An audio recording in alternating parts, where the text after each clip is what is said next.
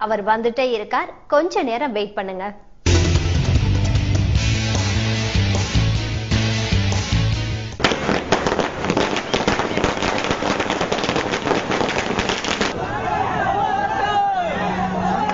சிறிவரு சிங்கம் எங்க கொல்ல தங்கம், அண்ணனோட பேர சொன்னா எல்லா படமும் ஒதுங்கும்.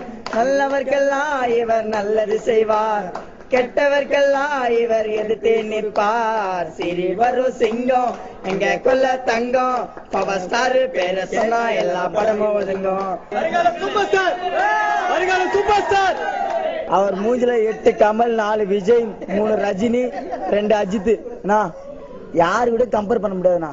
அவரு அடுத்த சூப்பர் ஸ்டார்னா, அவர் அடுத்த தலைவர்னா, பவர் ஸ்டார்னா, அச்சிக்க முடியாதுண்ணா.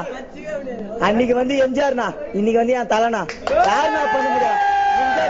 மோதி பாருண்ணா என் தலை கிட்டா. இது வெறும் ட்ரைலர் தான், தலைவரோட மெயின் பிக்சர் இன்னும் யாரும் பார்க்கல. பாத்துறாதீங்க, தாங்க மாட்டீங்க. என்னங்க இந்த பில்டப்லாம் யாருக்குன்னு பாக்குறீங்களா? பணம் இருந்தா யார் வேணும்னாலும் நடிக்கலாம்ங்கிறதுக்கு உதாரணமா ஒருத்தர் தமிழ் சினிமாவுக்குள்ள நுழைஞ்சிருக்காரே, அவருக்கு தான். இவர் தானே படத்தை எடுத்து அதை ஓட்டவும் செய்யறார். ஆழ்வினால் அழகுராஜான்னு சொல்லுவாங்களே, அது மாதிரி இவர் படத்தை எடுத்துக்கிட்டா தயாரிப்புல இருந்து டிரெக்டர், ஹீரோன்னு எல்லாமே இவர் தான். சாதாரணமா ஒருத்தர் போட்டிக்கு தயாராகிறத நாம பார்த்திருக்கோம். இங்க ஒருத்தர் பேட்டிக்கு தயாராகிறார் பாருங்க, இவர் தான் அந்த அவர். தயாராயிட்டாருங்க. கேள்விகளை கேட்டுருவோமா? முதல்ல நீங்க யாரு, இதுக்கு முன்னாடி என்ன பண்ணீங்க, திடீர்னு தமிழ் சினிமாவுக்குள்ள எப்படி, இல்ல ஏன் வந்தீங்க? எல்லாம் கடவுளுடைய கிருபைன்னு தான் சொல்லணும். இதுக்கு முன்னாடி நான் சினிமாவுக்கு வரமுன்னால ஒரு பிசினஸ் மேனா இருந்தேன். நான் ஒரு அக்குபஞ்சர் டாக்டர்.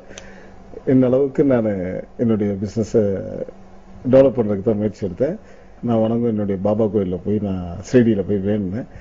என்ன பிஸ்னஸ் பண்ணாலும் சக்ஸஸ் இல்லை, பாப்புலாரிட்டி இல்லை, எனக்கு ஏதாவது நல்ல பிஸ்னஸ் கொடுங்க பாபான்னு சொல்லி அவர்கிட்ட நான் வேணுனேன். வேண்டி வந்து ஒரு வாரத்துல எனக்கு ஒரு நல்ல வழி காட்டினாரு. பேசாம டாக்டராவே இருந்திருக்கலாம்.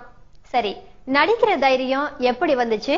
ஒவ்வொரு மனிதனுக்கும் ஒவ்வொரு திறமை இருக்கு. அதை வந்து வெளிப்படுத்துறதுக்கு சந்தர்ப்பங்கள் கிடைக்கிறது இல்ல. அந்த சந்தர்ப்பம் கிடைச்சாலும் அதை பயன்படுத்திக்க மாட்டேங்கிறாங்க. ஏன் நம்ம நடிக்க கூடாது, எல்லாரும் நடிக்கிறாங்களே நம்மளும் நடிக்க கூடாதுங்கிற ஒரு மனதைரியம். நான் எந்த ஒரு பிசினஸ் பண்ணாலும் அதை சேலஞ்ச் பண்ணி தான் பண்ணுவேன். ஏன் அவங்களுமே நம்ம வரக்கூடாது, ஏன் அவங்களுக்கு இல்லாத திறமை நம்மகிட்ட இல்லையா, நம்மளும் அந்த திறமையை பயன்படுத்தலாம்னு சொல்லி தான் இந்த திரையுலகத்துக்கு வந்து ஏதாவது சாதிக்கணும்.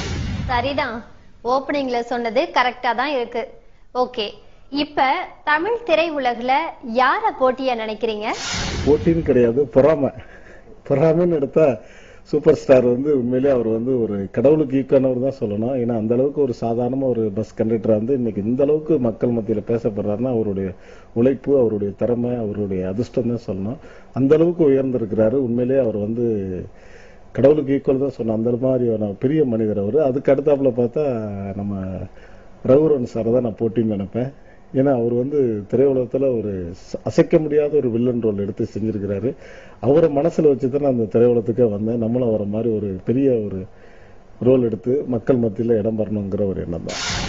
ஓஹோ, ரகுவரன் இப்ப இல்லங்கிற தைரியமா? சரி, நீங்க நடிச்ச லத்திகா படம் எப்படி இந்த அளவுக்கு ஓடுச்சு? நீங்க தானே ஓட்டுறீங்க. கண்டிப்பா எந்த ஒரு படமா இருந்தாலும் 100 நாள் ஓட்டலாம். எந்த ஒரு பிசினஸா இருந்தாலும் சரி, அதை வந்து கண்ணும் கருத்துமா பார்த்தா கண்டிப்பா அந்த பிசினஸ்ல வந்து சக்சஸ் பண்ணலாம். அதே மாதிரிதான் திரைப்படமும். அதை வந்து படம் எடுக்கிறவங்களா இருந்தாலும் சரி, அது தேட்டருக்காரர் இருந்தாலும் அதை கரெக்டா நம்ம வந்து ஃபாலோ பண்ணிட்டு இருந்தா கண்டிப்பா அந்த படம் 100 300 நாள் கூட ஓட்டலாம். எனக்கு நம்பிக்கை இருக்கு. ஏன்னா எனக்கு வந்து தமிழ்நாட்டில் பொறுத்த மட்டும் ரசிகர்களே ஒரு 5 லட்சம் பேர் இருக்கிறாங்க. அவங்களுடைய தயவுல, மக்களுடைய தயவுல படம் 175 நாள் நெருங்கிட்டு இருக்கு. கண்டிப்பா அந்த படத்தை நாங்க நிறைய நாள் ஓட்டணும், தீபாவளி வரையும் கொண்டு போகணுங்கிறத எங்க என்ன. அப்படியா? சரி, உண்மையாவே எப்படி ஓடுதுன்னு நாங்க தியேட்டர் ஓனர் கிட்டயே கேட்டுக்கிறோம். டாக்டர் சீனிவாசன் சார் வந்து தியேட்டருக்கு உண்டான ரெண்ட் எல்லாத்தையும் பே பண்ணிடுறாரு. சார் நீங்க ஓட்டுங்கன்றாரு. ரெண்ட்டை வாங்கிட்டு மட்டும் தியேட்டரை காலியா ஓட்டுறோம் அப்படின்னு நீங்க நினைக்க வேணாம். குறைஞ்சபட்சமா தியேட்டர்ல ஆடியன்ஸ் இருக்காங்க. இப்பதான் புரியுது. இது மட்டும் இல்லங்க, இவர் கொடுத்த தைரியத்துல சீனிவாசன் என்னென்ன திட்டம் வச்சிருக்காருன்னு கேளுங்க. தியேட்டர் ஓனர் எங்களுக்கு ரொம்ப எங்களுடைய உற்சாகத்தை வந்து மேலும் மேலும் அவங்க வந்து எங்களுக்கு வளர்ச்சி கொடுக்குறாங்க. அதனால அந்த படத்தை நாங்க வந்து 200 நாள் 250 நாள் ஓட்டுறோம். அடுத்து உங்க ஆனந்தத்தோட படத்தை 365 நாள் ஓட்டி காட்டுறோம்.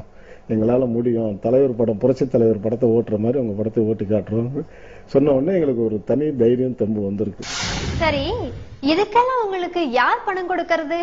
அந்த மிகப்பெரிய தைரியசாலி யாருங்க? என்னுடைய நண்பர்கள், என்னுடைய உறவினர்கள், என்னுடைய ரசிகர்கள் எவ்வளவு பேர் எனக்கு உதவி பண்ண தயாரா இருக்கிறாங்க.